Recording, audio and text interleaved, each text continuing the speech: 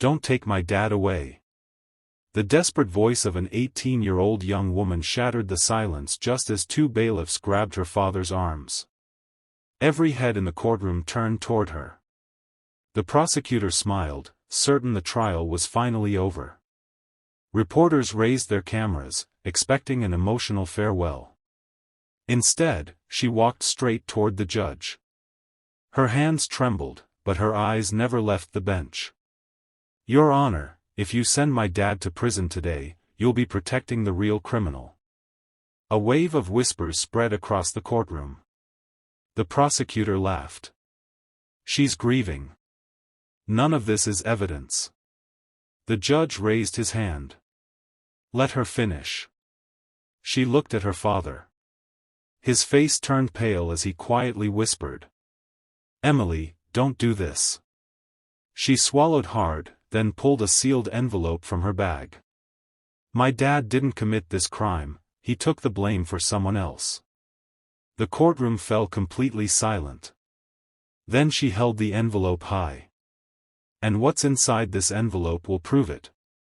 The judge stared at the sealed envelope without touching it. "Young lady," he said calmly, "before I allow this into evidence, you need to tell the court where you found it." Emily took a deep breath. 3 nights ago, I was cleaning my late mother's bedroom. Behind an old bookshelf, I found a loose wooden panel. Inside was this envelope, with my dad's name written on it. The courtroom grew quiet. The prosecutor folded his arms. Convenient timing. Anyone could have planted that. Emily didn't look at him. "My mother hid it 6 years ago, the week before she died." Her father suddenly shouted, "Emily, stop. Please." Tears filled his eyes. She turned toward him. "Dad, you've protected everyone except yourself." The judge noticed the fear on the father's face. It wasn't the fear of going to prison. It was the fear of what the envelope might reveal. The judge nodded toward the bailiff. "Bring me the envelope." As the bailiff reached for it, the prosecutor quickly stood up. "Your Honor, I strongly object. If that envelope is opened." The entire courtroom turned toward him. His voice had started to shake. The prosecutor slowly lowered his hand, realizing everyone was staring at him. The judge narrowed his eyes. "Mr. Collins, why are you so concerned about an envelope you've never seen?" I'm only protecting the integrity of this trial," the prosecutor replied. Emily stepped forward. "Then you shouldn't be afraid to let the truth come out." The judge broke the wax seal and unfolded the first page. His calm expression disappeared. "What is it, Your Honor?" one juror whispered. The judge didn't answer. Instead, he read another page, then another. Finally, he looked at Emily's father. "Mr. Carter, did your wife write these letters?" He slowly closed his eyes. "Yes." A gasp spread across the courtroom. The letters described a secret meeting the night before the alleged theft. They claimed Emily's father had tried to stop the crime, but a powerful businessman had threatened to destroy his family if he ever spoke. The judge looked back at the prosecutor. "Was this information ever disclosed to the court?" The prosecutor's face turned pale. "No, because I never knew these letters existed." Emily took one more document from her bag. "Then maybe you'll recognize this." Emily slowly placed a faded flash drive on the evidence table. "I found this in the same hidden compartment." The prosecutor immediately stepped forward. "Your Honor, this is unacceptable. We don't even know what's on it." The judge looked at the court technician. "Can you examine it?" "Yes, Your Honor." Within minutes, the flash drive was connected to the courtroom monitor. A single video file appeared. The timestamp showed it had been recorded 6 years earlier. The judge nodded. "Play it." The screen flickered to life. A dimly lit office appeared. Emily's father stood across from a well-dressed businessman. "I won't help you steal from the charity," her father said. The businessman smiled coldly. "You don't have a choice." Then he slid a thick envelope full of cash across the desk. Emily's father pushed it back. "I'd rather lose everything." The video suddenly ended. The courtroom fell silent. The judge leaned forward. "Who is that man?" Before anyone could answer, the courtroom doors opened. A frightened woman rushed inside. "I know who he is, and I've been hiding the truth for 6 years." Every eye in the courtroom followed the woman as she hurried toward the witness stand. She looked exhausted, her hands trembling. "My name is Sarah Mitchell," she said. "6 years ago, I worked as executive assistant to Daniel Brooks, the businessman from the video." The courtroom erupted with whispers. Sarah wiped away a tear. "I stayed silent because he threatened my family. If I testified, he promised I'd never see my son again." The judge leaned forward. "Do you swear to tell the truth?" "I do." She took a deep breath. Mr. Carter never stole a single dollar. He refused to join the fraud, so Mr. Brooks framed him. The missing money was moved through fake charity accounts. Emily's father lowered his head. He had carried the accusation for years without defending himself. The prosecutor quickly stood. "Your Honor, these are only allegations." Sarah reached into her purse. "They're not allegations anymore." She placed a small notebook on the witness stand. "I copied every illegal transaction before I resigned." The judge opened the notebook. His eyes widened at the very first page. The judge carefully turned the first page of the notebook. Every transaction had a date, account number, and handwritten signature. The courtroom was completely silent. The judge looked at Sarah. "Did you write these notes yourself?" "Yes, Your Honor. I copied them from the company's financial records before they were deleted." The prosecutor immediately objected. "Anyone could have written that notebook." Sarah didn't hesitate. "Then compare the signatures with the company's original files." The judge nodded. "Court clerk, contact the Financial Crimes Division immediately." Before the clerk could move, Daniel Brooks suddenly stood. "This is ridiculous. Those records don't exist anymore." The judge slowly turned toward him. "How do you know they don't exist?" Daniel froze. He realized he had spoken too quickly. Emily watched his face carefully. For the first time since the trial began, he looked terrified. Then a court officer rushed through the courtroom doors holding a folder. "Your Honor, we just received an urgent response from the Financial Crimes Division." The judge opened the folder. His expression changed instantly. The judge removed a sealed document from the folder and read it in silence. A few seconds later, he looked directly at Daniel Brooks. "Mr. Brooks, according to the Financial Crimes Division, an encrypted backup of your company's financial records was recovered last night." Daniel's face lost all color. "That's impossible." The judge continued reading. The records matched the account numbers in Ms. Mitchell's notebook. Gasps filled the courtroom. Emily tightly held her father's hand. The prosecutor tried to remain calm. "Your Honor, even if those records are authentic, they don't prove Mr. Carter is innocent." The judge raised another page. "They also contain security access logs." He paused. "Mr. Carter's employee ID was never used on the night of the theft."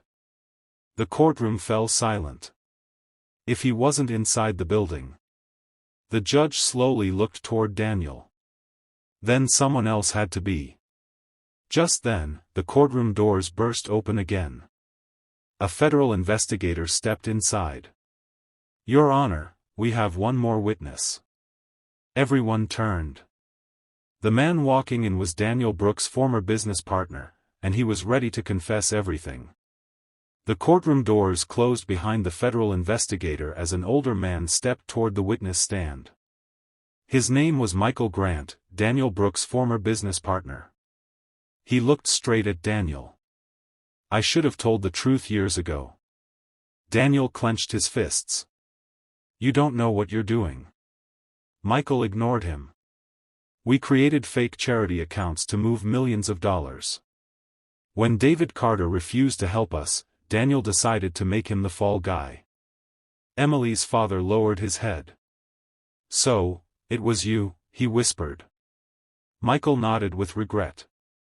"I'm sorry. I stayed silent because I was afraid." The prosecutor quickly stood. "Your Honor, this witness admitted to financial crimes. His testimony can't be trusted without proof." Michael reached into his jacket. "I knew you'd say that." He placed a small digital recorder on the evidence table. "I secretly recorded my last meeting with Daniel." The judge signaled the technician. The recording began. Daniel's voice echoed through the courtroom. "As long as David stays quiet, he'll take the blame, and we'll keep the money." The courtroom erupted in shock. Daniel slowly stood from his seat. Then, without saying a word, he turned toward the exit and started running. "Stop him," the judge shouted. Before Daniel Brooks could reach the courtroom doors, 2 federal agents tackled him to the floor. The courtroom exploded into chaos. "You're under arrest for obstruction of justice and attempted flight," one agent announced as handcuffs clicked around Daniel's wrists. Daniel struggled. "You have nothing on me." The federal investigator calmly stepped forward. "We do now." He placed another sealed file on the judge's bench. "This morning, we searched Mr. Brooks' private office under a federal warrant." The judge opened the file. Inside were photographs, bank transfers, and signed agreements connecting Daniel to the stolen charity funds. Emily covered her mouth in disbelief. Her father stared silently at the evidence that could finally clear his name. The prosecutor looked down at his desk. For the first time, he had nothing to say. The judge slowly removed his glasses. "Mr. Carter." The entire courtroom held its breath. "Based on the evidence presented today, this court is prepared to make a decision." Just before he could continue, a court clerk rushed to the bench with an urgent note. The judge read it once. Then looked up in complete shock. The courtroom remained silent as the judge unfolded the note. His expression changed instantly. He looked at the federal investigator. "Is this confirmed?" "Yes, Your Honor. It was verified less than 10 minutes ago." The judge slowly faced the courtroom. "The Financial Crimes Division has recovered the missing charity funds." A wave of whispers spread through the room. But that's not the shocking part. He lifted another document. The money wasn't transferred overseas. He paused. It was hidden inside a trust controlled by Daniel Brooks under someone else's name. Daniel's shoulders dropped. The judge continued. "The documents also prove David Carter never received a single dollar from those funds." Emily's eyes filled with tears as she grabbed her father's hand. For the first time in years, hope returned to his face. The judge looked directly at the jury. "Ladies and gentlemen, you have now seen evidence that completely changes this case." Just as he prepared to announce the verdict, the courtroom doors opened one final time. An elderly man walked in carrying a worn leather briefcase. He raised it above his head and said, "I've been waiting 6 years to hand this to the court, because what's inside will expose everyone who helped cover up the crime." The elderly man slowly placed the worn leather briefcase on the evidence table. "My name is Robert Hayes," he said. "I was the internal auditor for Brooks Foundation." Daniel's eyes widened. "I thought you were dead." Robert gave a faint smile. "That's exactly what you wanted everyone to believe." The courtroom fell silent. He unlocked the briefcase and removed dozens of original financial records, signed contracts, and backup hard drives. I made copies before Daniel ordered everything destroyed. The judge carefully examined the first document. Every signature matched the recovered financial records. Robert pointed directly at Daniel. He didn't act alone. A murmur spread through the courtroom. There were 3 people involved in covering up this crime. The prosecutor frowned. Who are they? Robert slowly raised his hand. The first is Daniel Brooks. He paused. The second is sitting inside this courtroom. Everyone looked around in confusion. Then Robert turned toward the prosecution table. His finger stopped. It's the assistant prosecutor. The young attorney sitting beside the prosecutor suddenly went pale. I can explain. The judge's voice echoed through the courtroom. You'd better, because you're now under oath. The assistant prosecutor slowly stood, his hands shaking. Your Honor. I never wanted any of this. The lead prosecutor stared at him in disbelief. What are you talking about?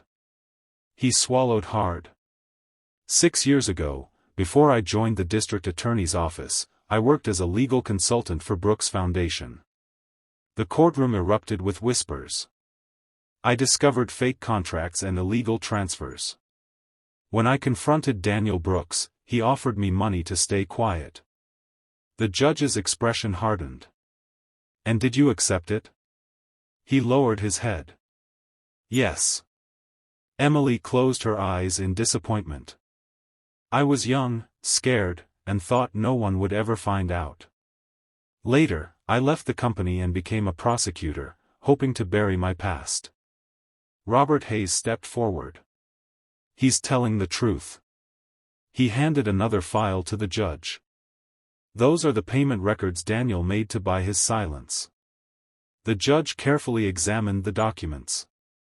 Every transfer matched the recovered financial records. He looked back at the assistant prosecutor. So you knowingly concealed evidence that could have cleared an innocent man. Tears filled the young attorney's eyes. Yes, Your Honor, and there's one more person who helped us. The entire courtroom turned toward him as he slowly pointed to someone sitting in the gallery. Every head in the courtroom turned toward the public gallery. A middle-aged woman slowly stood up. Emily's eyes widened. Mrs. Reynolds. She had been the accountant at the Brooks Foundation and one of Emily's mother's closest friends. With tears in her eyes, she walked to the witness stand. I've carried this guilt for 6 years. The judge nodded. You are under oath. Tell this court what you know. She took a shaky breath. The assistant prosecutor is telling the truth, but I was the one who destroyed the original accounting files. Gasps echoed through the courtroom. Daniel Brooks smirked, believing her confession would only spread the blame. But she looked directly at him. You forced me to do it after threatening my daughter's life. Daniel shouted, she's lying.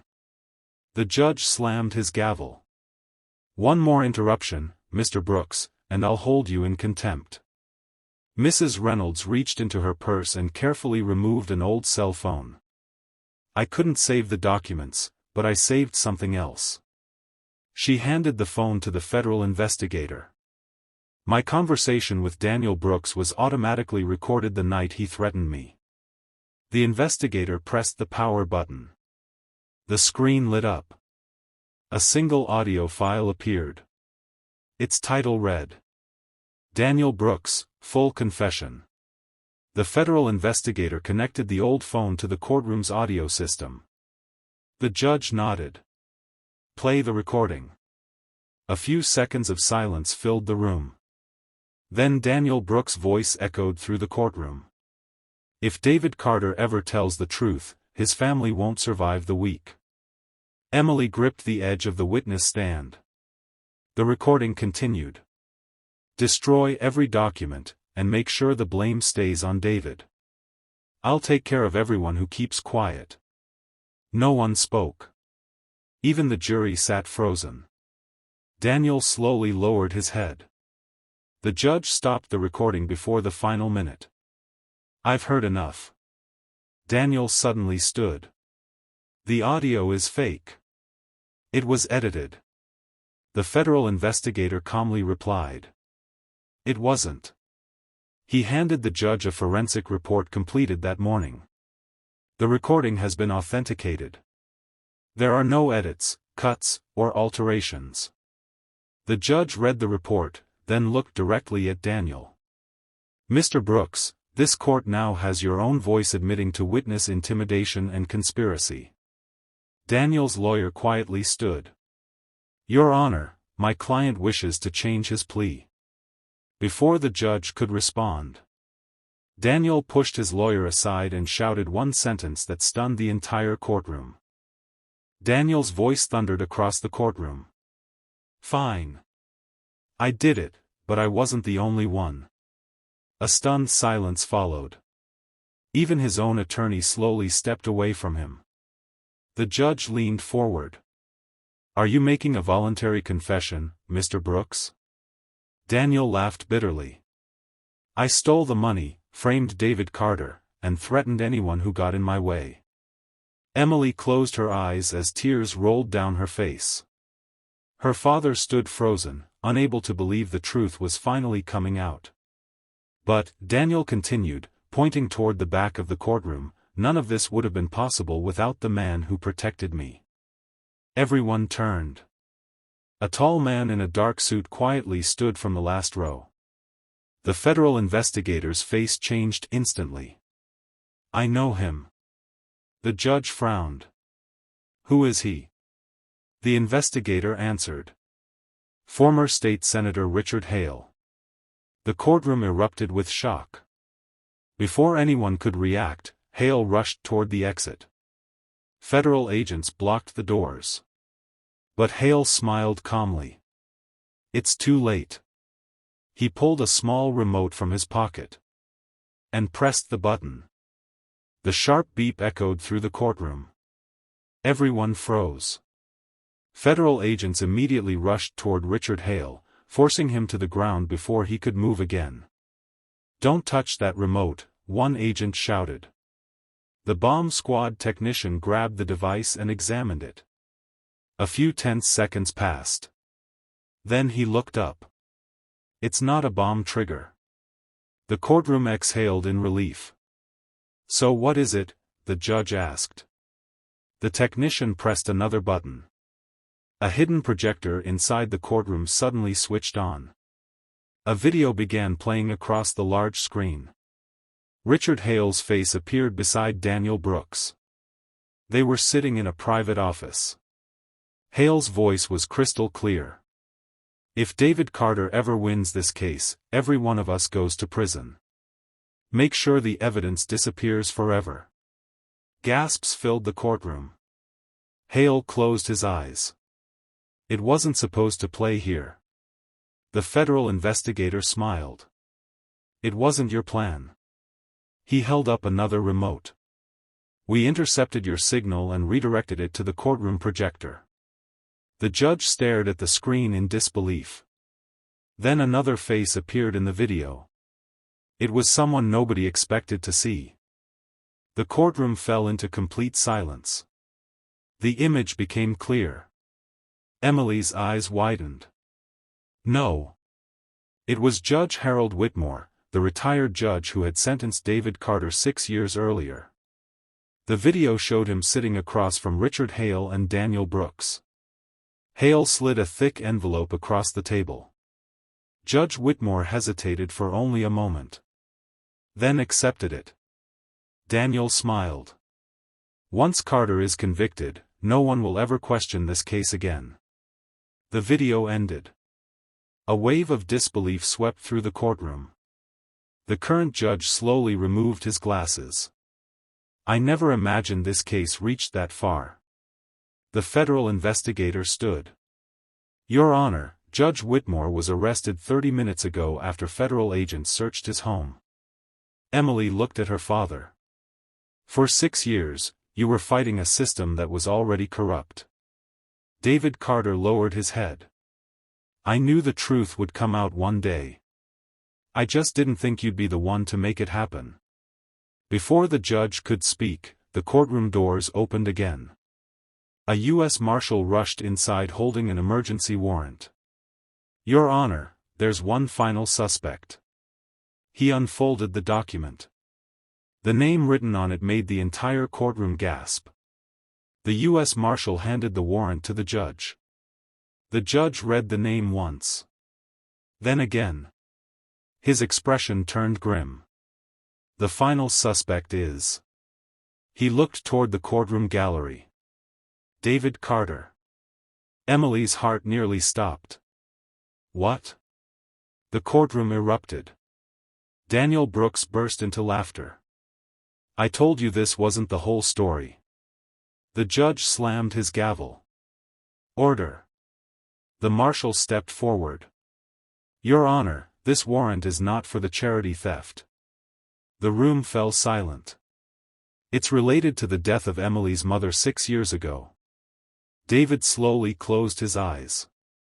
Emily stared at her father in disbelief. Dad, what is he talking about? He couldn't answer. Instead, tears rolled down his face. The marshal continued. A witness has come forward claiming Mr. Carter was the last person seen with his wife before she died. Emily stepped closer. Tell me he's lying. David finally looked at his daughter. I never wanted you to learn the truth like this. The courtroom held its breath. Then David whispered. Your mother didn't die by accident. The courtroom was so quiet that no one dared to breathe. Emily stared at her father. What do you mean? Mom didn't die by accident? David's voice trembled. The night she died, she found documents proving Daniel Brooks had stolen millions. She wanted to take them to the FBI the next morning. He paused, struggling to continue. But someone followed her. Emily's eyes filled with tears. You tried to save her, didn't you? David nodded. I reached the old bridge just minutes later, but it was too late. The federal investigator stepped forward. Our investigation confirms Mrs. Carter's car was forced off the road. The crash was staged to look like an accident. Gasps echoed through the courtroom. Daniel Brooks lowered his head. Richard Hale remained silent. The investigator opened another evidence folder. We also recovered new forensic evidence from the vehicle. The judge carefully examined the report. The brake lines were deliberately cut. Emily covered her mouth, unable to hold back her tears. So, Mom was murdered. The investigator looked directly at Daniel. We know who ordered it. He slowly turned toward the courtroom entrance. And the person who carried it out has just agreed to testify. The courtroom doors slowly opened. A man in his early 50s entered, escorted by 2 U.S. Marshals. His face was pale. His hands shook as he took the witness stand. My name is Victor Lane. The federal investigator looked at the judge. Mr. Lane has signed a full cooperation agreement. The judge nodded. You are under oath. Victor swallowed hard. 6 years ago. Richard Hale hired me to sabotage Mrs. Carter's car. Emily couldn't believe what she was hearing. You killed my mother? Victor lowered his head. I never meant for her to die. Daniel Brooks suddenly shouted. Don't listen to him. He's lying to save himself. Victor turned toward Daniel. No. I'm done protecting you. He reached into his coat and placed a small notebook on the witness stand. I wrote down every meeting, every payment, and every order they gave me. The federal investigator opened the notebook. Inside were dates, signatures, and one final page bearing Daniel Brooks' handwritten instruction. Make sure she never reaches the FBI. The judge slowly looked up. His voice echoed through the silent courtroom. Bring the jury back into the courtroom. Everyone knew the final verdict was only moments away. The jury returned to their seats. No one spoke. The judge looked across the courtroom one final time before reading the verdict. After reviewing the testimony, financial records, forensic evidence, authenticated recordings, and the defendant's own confession, he paused. This court finds David Carter not guilty. Emily burst into tears and ran into her father's arms. For the first time in 6 years, he was finally a free man. The judge continued. This court orders the immediate arrest of Daniel Brooks, Richard Hale, and all individuals involved in the conspiracy, fraud, witness intimidation, and the murder of Mrs. Carter. Federal agents stepped forward. Handcuffs clicked around Daniel's wrists. As he was led away, he turned toward David.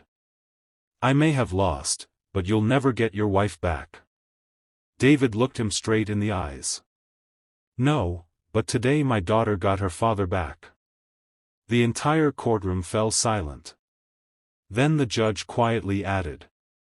There's still one matter this court must address before these proceedings end. The judge remained seated as everyone prepared to leave. Mr. Carter, please stay. The courtroom fell silent again. David looked confused. Your Honor. The judge opened one final folder that had just been delivered by the federal investigator.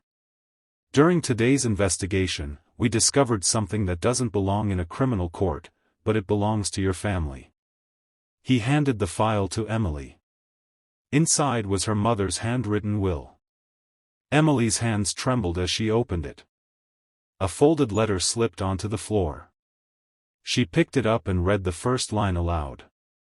My dearest Emily, if you're reading this, it means the truth has finally won. Tears filled her eyes. The letter revealed that her mother had never lost faith in David's innocence. She had hidden enough evidence to expose the conspiracy, hoping Emily would find it one day if anything happened to her.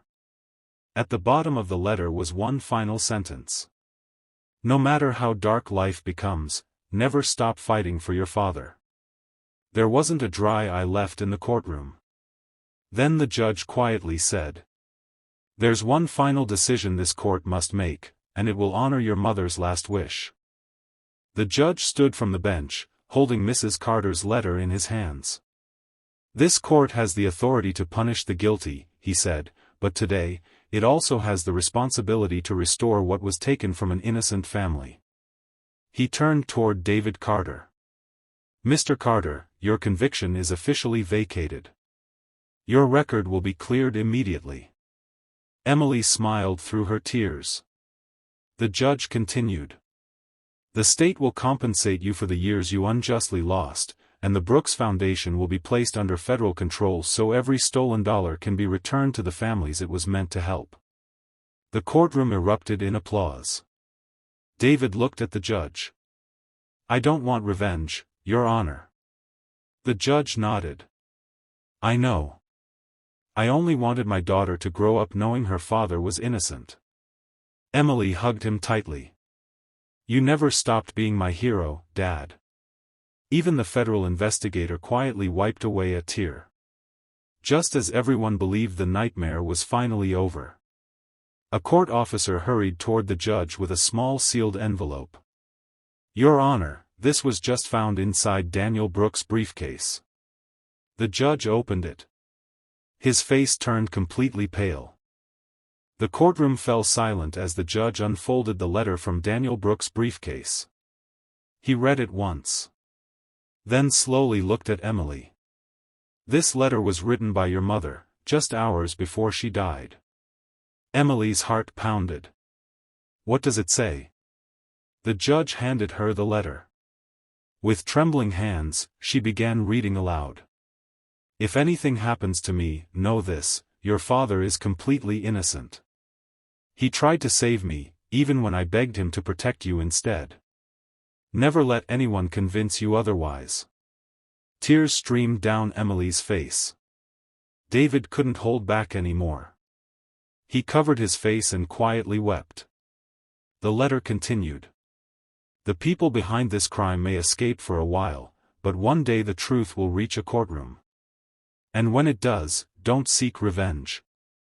Choose justice. Not a single person in the courtroom remained dry-eyed. The judge carefully folded the letter. Mrs. Carter believed in justice until her final breath. Just then, a federal agent received a phone call. He looked at the judge and smiled. "Your Honor, the U.S. Attorney has approved every charge." The judge picked up his gavel. "Then this court is ready to deliver its final order." The judge raised his gavel one final time. Daniel Brooks, Richard Hale, and every co-conspirator named before this court are hereby remanded into federal custody to await trial on charges including fraud, conspiracy, witness intimidation, obstruction of justice, and first-degree murder. The gavel struck. Case closed. Federal agents led the defendants away in handcuffs. Daniel looked back at David Carter one last time, but David never returned the glance. Instead, he turned toward Emily. Without saying a word, father and daughter embraced as tears filled their eyes. 6 years of pain. 6 years of lies. 6 years of waiting had finally come to an end. As they walked out of the courthouse together, reporters crowded around them. One asked, "Emily, after everything you've been through, what have you learned?" She smiled through her tears and looked at her father. "I learned that the truth may be delayed, but if you never stop fighting for the people you love, justice will always find its way." David quietly placed his arm around his daughter as they walked into the sunlight together. For the first time in years, they weren't leaving the courthouse as victims. They were leaving as a family. If this story touched your heart and you believe justice should always prevail, don't forget to like this video, subscribe to the channel, and turn on the notification bell for more powerful stories like this. We'll see you in the next story.